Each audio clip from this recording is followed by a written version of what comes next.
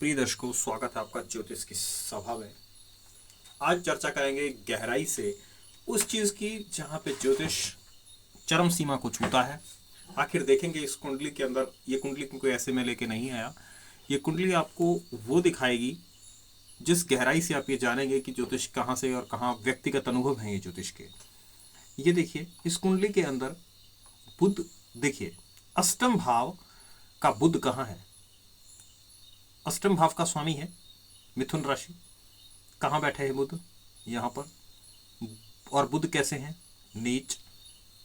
जब बुध, अब हमें भी पता है, मैं पहले भी बोल चुका हूं कि मीन राशि का नीच होता है, लेकिन दूसरी में भी होगा, इसलिए नीच है। अब नाव नीचे देखा, आगे कहाँ गया? धन का स्वामी जनता के धन में, सुख के स्थान में गुरु। इस भाव में गुरु बहुत अच्छा फल प्रदान करता है कुंभ की राशि में, जैसा मैं पहले भी कह चुका हूं। अब देखिए, मकर में भले ही नीच हो, लेकिन ये बड़ी महान राशि होती है। अब गुरु बहुत प्रसन्न रहते हैं अगर इस राशि में हो। अब क्या हो रहा है? ये बुध रूपांतरित हो गया, ये बुध उच्च हो गया। और कैसा हुआ? विशेष फल, इसने जब दृष्टि मारी विशेष फल देना शुरू कर दिया, और अष्टम भाव पे, यानी कि the second phase of life. अब बात हो रही है कि ये कैसा फल देगा और कैसा नहीं देगा। तो दोस्तों, मैं बताना चाहूँगा, ये फल ऐसा प्रदान करेगा कि आप देख रहे हैं कि जो बुध है, मिथुन राशि है, अष्टम भाव की स्वामी है, यानी कि second phase of the life जब व्यक्ति की 42 वर्ष की आयु होगी तो वो डाउन होना शुरू हो जाएगा।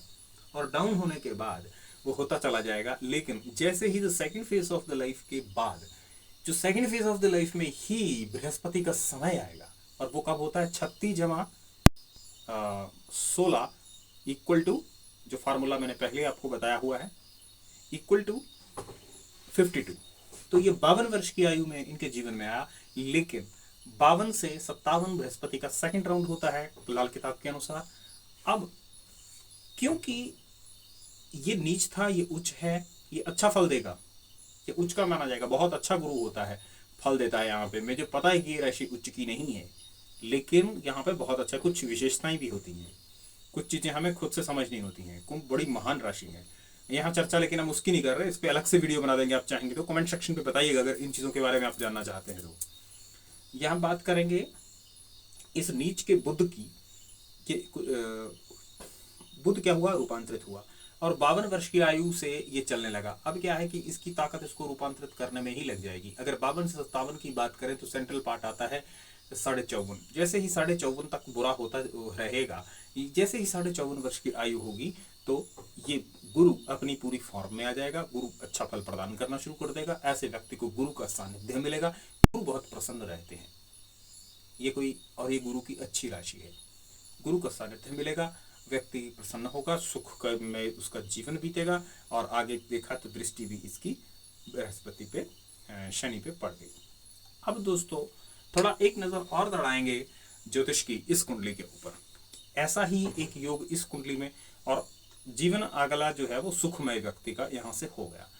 अब बात करी, क्योंकि आगे देखिए, अगर 11 शनि की बात करी तो शनि कहाँ गया ये भी देखना जरूरी था वैसे, लेकिन मैंने शनि को इसलिए नहीं लिखा है क्योंकि शनि इनका यहाँ से नहीं है, बल्कि यहाँ पे दृष्टि, यहाँ पे स्थित है, जो कि क्षय राशि में है, कन्या। तो वो अच्छा ही है, कोई बुरा नहीं है, नॉर्मल है। तो इसलिए इसको लिखना उचित नहीं समझा, इसलिए नहीं लिखा। तो यहाँ पे दृष्टि उच्च की पड़ गई। तो इस तरह से ये रूपांतरित हो गया second phase of the life में। अब इस कुंडली में यही योग छुपा हुआ है, लेकिन क्या ये योग कम ज्यादा शक्तिशाली होगा या नहीं होगा, क्या होगा? अब देखिए, अष्टम भाव का स्वामी कौन है यहाँ पर? अष्टम भाव का second phase of the life compare कर रहे हैं हम दोनों कुंडलियों का। अष्टम भाव का जो स्वामी है वो कैसा है? अष्टम से अष्टम है, अष्टम से अष्टम है। जब हमने देखा आगे गुरु चंद्र को, तो गुरु चंद्रमा जब कुंभ की राशि में है, कुंभ का चंद्र कहाँ गया?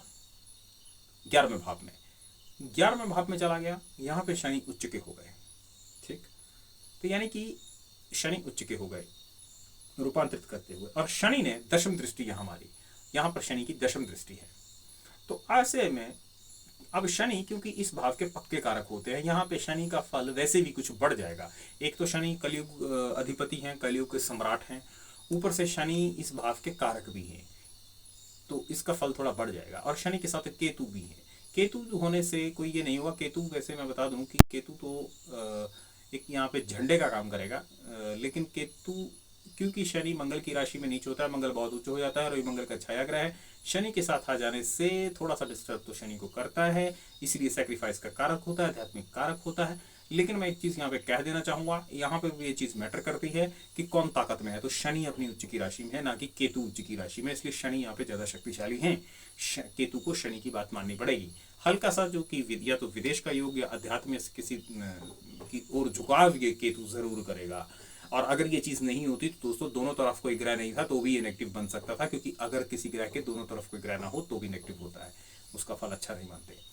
अब जहां से जिस राशि की वजह से ये शनि उच्च थे, उन शनि की वो राशि शुक्र कहाँ बैठी है, सामने शुक्र बैठे हैं और शुक्र परस्पर दृष्टि मार रहे हैं इस पे, और परस्पर दृष्टि भी पड़ी तो एक तारा मैंने इसका लगा दिया, शनि उच्च के हैं। और क्योंकि परस्पर दृष्टि संबंध है शनि और शुक्र का, तो ये इसे इंद्र योग भी कहा जाता है। इंद्र योग जब बनता है तो उसमें यहाँ पे चंद्रमा की मौजूदगी भी कही जाती है। 11वें और 5वें इसमें परिवर्तन योग और चंद्रमा की स्थिति और शुक्र साथ में हो, लेकिन कुछ उसका अंश, मैं पूर्ण तो नहीं कह इंद्र योग, लेकिन हल्का सा अंश, यानी कि 11वें और इन भावों का अगर थोड़ा सा मेल होता है तो हल्का सा एक फल आता है, हल्का सा फल का उसका भी प्रभाव पड़ गया। लेकिन ये परस्पर दृष्टि तो है ही दोस्तों, और ये होना भी एक बड़ी बात। अब बात करते हैं दोस्तों पूरे योग की। पूरा योग क्या है, अष्टम से अष्टम, 8 अंक होता है शनि का, और ये अष्टम भाव है और शनि अष्टम सम्राट है। अब अष्टम से अष्टम हो गया। अब इसके बाद शनि को आगे देखा कुंभ को, तो क्योंकि कुंभ की राशि बड़ी ही महान होती है, चंद्रमा इसमें है। वैसे तो शनि चंद्र को लोग विष योग भी कहते हैं, दूसरे योग भी मौजूद हैं इसके विष योग के अलावा, जैसे कि चंद्रमौली योग, अर्धनारीश्वर योग, पुनर्भू योग, वो सब योग, ये कि यहाँ पे पॉजिटिव योग बनेंगे। अब ये अपनी सूझबूझ से पता लगाना होता है कि पॉजिटिव बनेंगे नेगेटिव बनेंगे, या तो किसी नेगेटिव प्रभाव में शनि चंद्र होते तब होता। अब यहाँ पे नेगेटिव प्रभाव नहीं है ना, महान राशि है शनि की, तो चंद्रमा इसमें अच्छे वाला ही फल प्रदान करेंगे, जो कि शक्तिशाली होते हैं, जिसमें कार्य थोड़े विलंब से होते हैं, ऑन द स्पॉट नहीं होते, थोड़ा समय लगता है, लेकिन अंतिम निर्णायक विजय इन्हीं की होती है। और ये second phase of the life तो वैसे भी है ही। तो अब ये देखिए अष्टम से अष्टम हुआ, और उसके बाद आपने देखा तो ये 11वें भाव में गया। 11वें भाव में ये शुक्र जो है वो, जो शनि है वो उच्च की ही और इतिशी है। जब रावण ने ये कहा था कि जाओ सभी ग्रहों और मेरे पुत्र मेघनाथ के 11वें भाव में बैठ जाओ, तो ये इतिशी का, शनिदेव इसमें नहीं बैठे थे, 12वें में बैठ चले गए थे, इसलिए मेघनाथ हार गया था। और रावण को ये पता था कि अब मेरा पुत्र मेघनाथ बचेगा नहीं, और मेघनाथ मर गया था। अब आपने देखा कि शनि और शुक्र आपस में दृष्टि मार रहे हैं, तो ये योग शक्तिशाली हो गया। अब एक नजर और दौड़ाएंगे, इस योग के अंदर एक गहराई और छुपी हुई है। वो क्या है कि जो लग्न है वो नीच का है, गुरु। और जब आपने देखा कि ये गुरु जब नीच का था, तो इसमें देखिए जो आयु है, आयु की सीमा गुरु की नीच से उच्च हो गया ग्रह, तो यानी कि नीच भंग राजयोग बन गया। अब यहाँ पे 16 से 21 बहुत ऐसी तैसी होगी बंदे की, 18.5 वर्ष की आयु में बुरस में आएगा, जो कि सेंट्रल पार्ट है बृहस्पति का, क्योंकि जो नीच कर रहा था वो अपने आप ताकतवर हो गया। अब शत्रु क्योंकि ताकतवर हो गया ना, तो ये इसकी तो ऐसी तैसी कर देगा, बहुत ज्यादा कमजोर कर देगा। लेकिन शनि शक्तिशाली है। अब क्या होगा, जैसे ही यहाँ पे रूपांतरण हुआ था वैसे ही यहाँ पे भी रूपांतरण होगा। अब यहाँ पे जो रूपांतरण होगा देखिए, 36 से 42 वर्ष की आयु में शनि का प्रभाव होगा। 38.5 वर्ष की आयु सेंट्रल पार्ट है, सेंट्रल पार्ट तक ये अच्छा फल नहीं दे पाएगा। क्यों फल नहीं दे पाएगा सेंट्रल पार्ट तक, क्योंकि इसकी ताकत उसको रूपांतरित करने में ही लग गई। 38.5 वर्ष की आयु से ये अच्छा फल प्रदान करना शुरू करेगा, जहां की, और वो अच्छा फल कैसा होगा, वो अच्छा फल अच्छा ही फल होगा। अब इस कुंडली के अंदर कुछ 1-2 योग इस शनि के और भी बन रहे हैं, इसलिए हम इसे शक्तिशाली कह सकते हैं इस कुंडली की बजाय, कि ये सेकंड फेज में इसलिए शक्तिशाली कहे जा सकते हैं ये, क्योंकि शनि अष्टम भाव के पक्के कारक होते हैं। और जब शनि यहाँ पर आकर के इस तरह की बातें कर रहे हैं कि अष्टम से अष्टम, और फिर ये अर्धनारीश्वर योग, और उसके बाद फिर ये अर्धनारीश्वर योग बनाने के बाद ये 11वें भाव में जा रहे हैं। और क्योंकि अब शनि देखिए ना, जो बात है ना कि ये 11वां भाव, तृतीय भाव और 11वां भाव क्या कर लेंगे, तो शनि कारकी देखिए ना, रोग, कर्जा, शत्रु, दुश्मनी, मृत्यु और 12वें भाव के होते हैं। केवल यही ये राजा की तरह बैठते हैं कर्मयोग में। तो इसमें वो वाली विशेष फल हम नहीं देखेंगे, लेकिन ये थोड़ा सा मेहनत का कारक तो बन जाएगा। लेकिन अब देखिए, ये यहां से भी रूपांतरित हुआ, नीचे भंग राजयोग बना। अब ये ग्रह बकरी भी है, एक होता है मार्गी, एक होता है बकरी। मार्गी होता है जब ग्रह आगे जाता है, जब ग्रह पीछे जाता है तो बकरी। यानी कि 10 राशि यहाँ है, यहाँ पे 7 राशि है, 7 बाद में आते हैं, 7 एक छोटा अंक है, 10 पहला है। तो ये कुंभ है, तो ये तुला है, तो ये पीछे है, तो ग्रह बकरी हो गया। तो बकरी ग्रह राजयोग होता है, नीच ग्रह यदि आगे चल के बकरी हो जाए। उसके बाद ये पारिजात योग भी है, लग्न का स्वामी जहाँ बैठा हो, उसका स्वामी जहाँ केंद्र में हो या उच्च का हो, तो भी ये पारिजात योग बनता है। इस तरह से 2-3 योग ये बन गए। और उसके बाद शनि को देखा तो शनि की स्थिति काफी अच्छी है कि जिसका परस्पर दृष्टि संबंध है। इस तरह से ये शनि काफी शक्तिशाली है।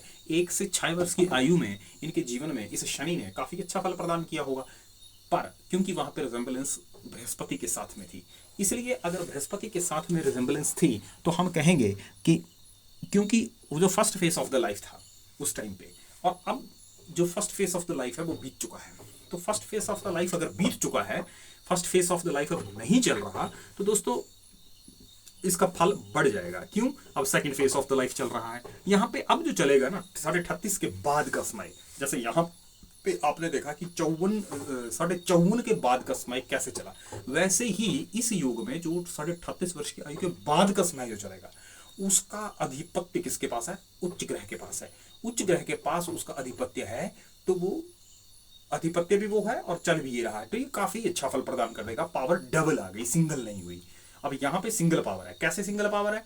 क्योंकि जो अष्टमेश की बात करें तो अष्टमेश तो नीच था, रूपांतरण इसका हुआ है और इसकी दृष्टि पड़ी है। यहां पे अष्टमेश डायरेक्ट वहां पे पहुंचा है इस शनि के पास, जो कि शक्तिशाली शनि है।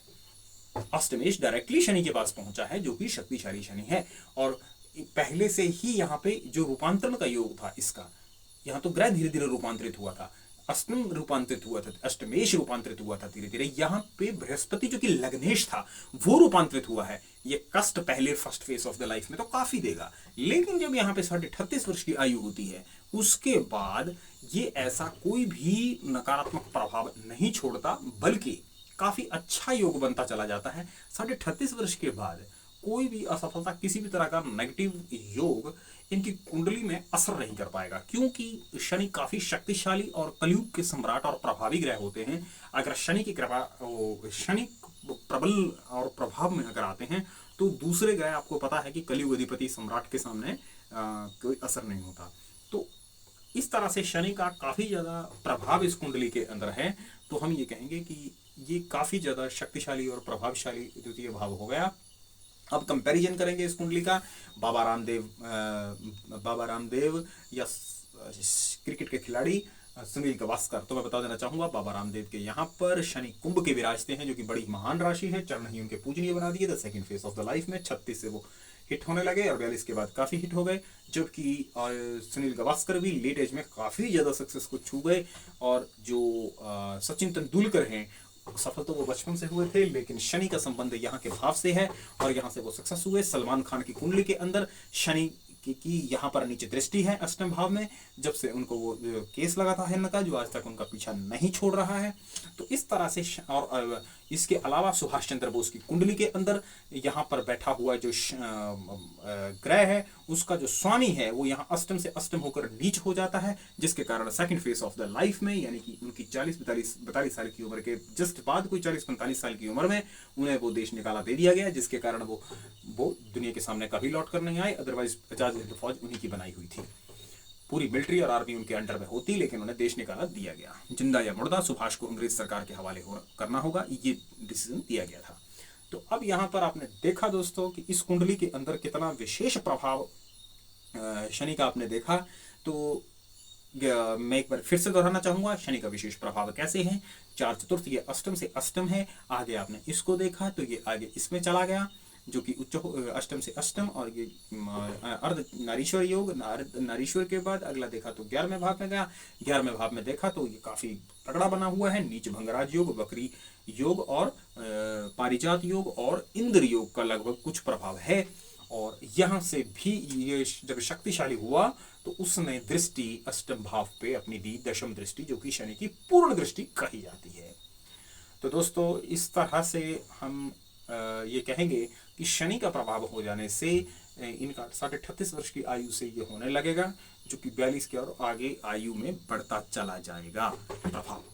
और इस प्रभाव के तहत जो है, क्योंकि वो आय स्थान का ग्रह भी है, इसलिए इनकम आती रहेगी। ये धन स्थान का स्वामी भी है। लेकिन जो मेन मोटो यहाँ पर बैठा हुआ है, तो वो देखिए, तो वो बहनों भाइयों मित्रों का कारक है, और पराक्रम का भाव भी है, मेहनत का भी कारक है, जो सेकंड फेस है इनका। तो लेकिन ये रूपांतरित यहाँ से भी होंगे, जो धन का भी कारक है। तो इस तरह से दोस्तों काफ़ी गहराई मुझे लगता है आपको समझ में आई होगी ज्योतिष के इन योगों की। और एक्चुअल स्टार्ट कमेंट सेक्शन में लिख के बताइएगा कि आपको कितनी गहराई को आप माप पाए हैं ज्योतिष की इस कुंडली के विवेचन के माध्यम से। और आपके सजेशंस के अनुसार हम अगली कुंडलियाँ भी लाते रहेंगे। तब तक के लिए दीजिए इजाज़त। धन्यवाद।